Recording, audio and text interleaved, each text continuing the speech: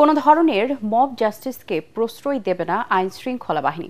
মামলা করে দোষীদের আইনের আওতায় আনার কথা জানিয়েছেন DMP commissioner Sheikh Mohammad Sajjad Ali. DMP সদর দপ্তরে সাংবাদিকদের তিনি আরও বলেন, মব নিয়ন্ত্রণে পুলিশ সদস্যদের গাফিলতি পাওয়া গেলে কঠোর ব্যবস্থা নেওয়া হবে। মনির হোসেন তপুর রিপোর্ট। সাবেক সিইসি কেএম নুরুল হুদাকে হেনস্থাকারী হানিফকে রাজধানীর তুরাগ এলাকা থেকে গ্রেপ্তার করেছে যৌথ বাহিনী। সে জাতীয়তাবাদী স্বেচ্ছাসেবক দলের উত্তরা পশ্চিম থানা শাখার সদস্য সচিব বলে জানা গেছে। ওই ঘটনায় মামলা করে এখন পর্যন্ত মব সৃষ্টিকারী ২০ জনকে শনাক্ত করেছে আইন শৃঙ্খলা বাহিনী। রাতের আধারে বাসাবাড়িতে হামলা চালিয়ে মব সৃষ্টিকারীদের বিরুদ্ধে প্রয়োজনে চাঁদাবাজি, ছিনতাই ও ডাকাতির মামলা করা হবে বলে জানিয়েছেন ডিএমপি কমিশনার।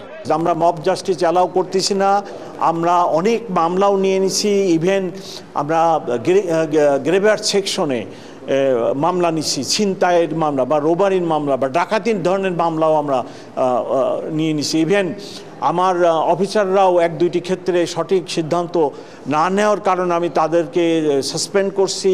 কেউ যেন কোনো অপরাধীকে ধরার জন্য না যায়, কেউ আইন হাতে তুলে নেওয়ার অধিকার রাখি না। এটা পুলিশের দায়িত্ব, পুলিশ ব্যবস্থা নিবে। আমার যেসব ব্যবস্থা নিবে না, আমি তাদের বিরুদ্ধে শাস্তিমূলক ব্যবস্থা নিব। সাংবাদিকদের প্রশ্নের জবাবে তিনি আরও বলেন, চাঁদাবাজদের বিরুদ্ধেও কঠোর ব্যবস্থা নেওয়া হবে।